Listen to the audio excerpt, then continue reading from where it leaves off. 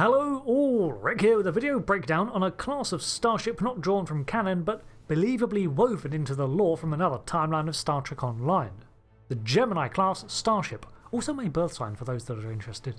So this ship was created to flesh out the fleet of 2270 in Star Trek Online as part of the Agents of Yesterday expansion, which saw the addition of 23rd century characters recruited as temporal agents by the Time Agency. And as such, the original series era required a lot of fleshing out too. So we didn't only see Constitution and Daedalus ships. Among the earliest vessels produced, as part of the United Federation of Planets, was the Bonaventure class, planned in 2163. While in canon, this vessel has yet to make an appearance, in expanded lore, it was one of many designs that emerged outside of Project Next Step. Next Step ultimately produced things like the Walker and Shepard class starships, and the Bonaventure was never seen. It was marked by a unique hull appearance that was sort of present in the Walker class too, that of the primary hull being a cylinder through the middle of the saucer while connecting back to the nacelles. This vessel would go on to inspire the following Perseus class, which entered development around 2250. The whole configuration was mostly the same, but the nacelles were swung under rather than over the plane of the ship, drawing inspiration from the recent and successful Constitution class.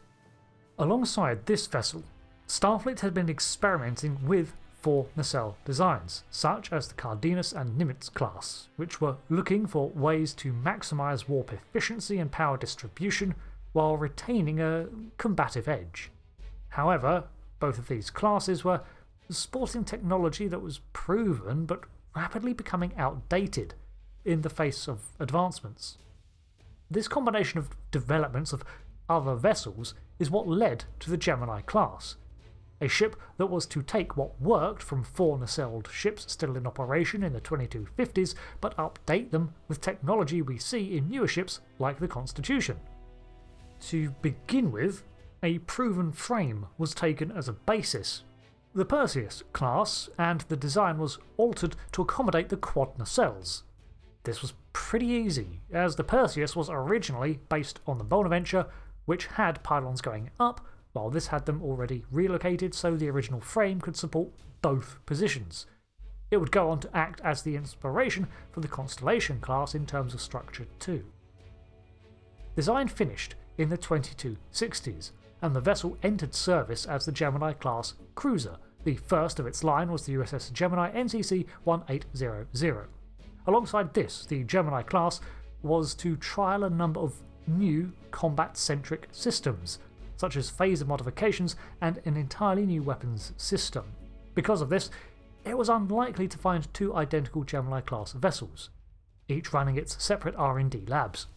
Now, the playable in-game version is technically a disguise for a 26th century temporal vessel, and as such, its abilities are not reflective of the 23rd century counterpart.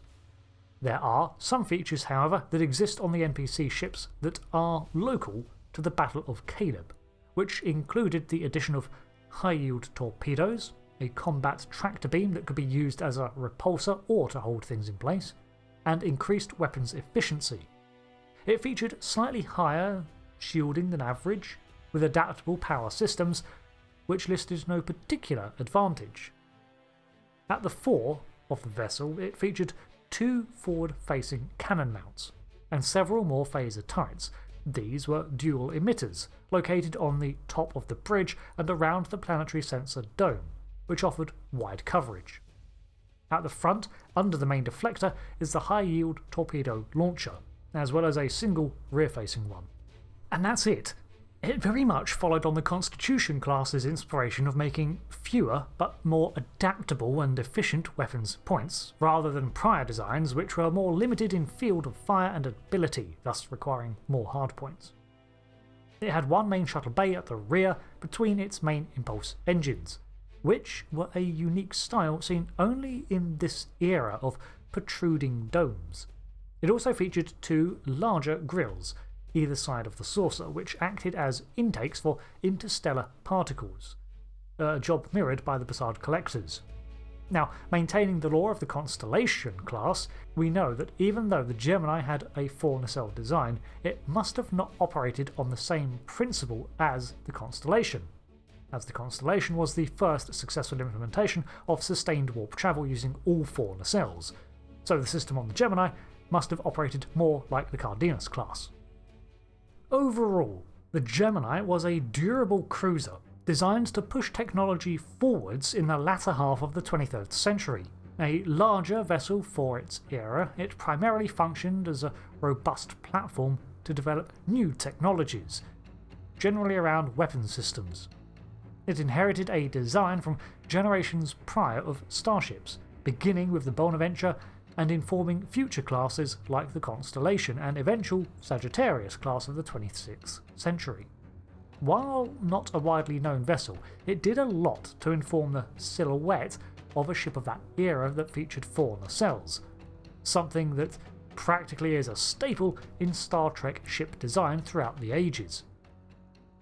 Thanks for watching this breakdown of the Gemini class, one of the ships from this era that I wanted to cover before moving into the 26th century timeship counterparts. I'll be looking into the Ranger class next, so until then, thanks again. I'll see you later. I've been Rick, and goodbye.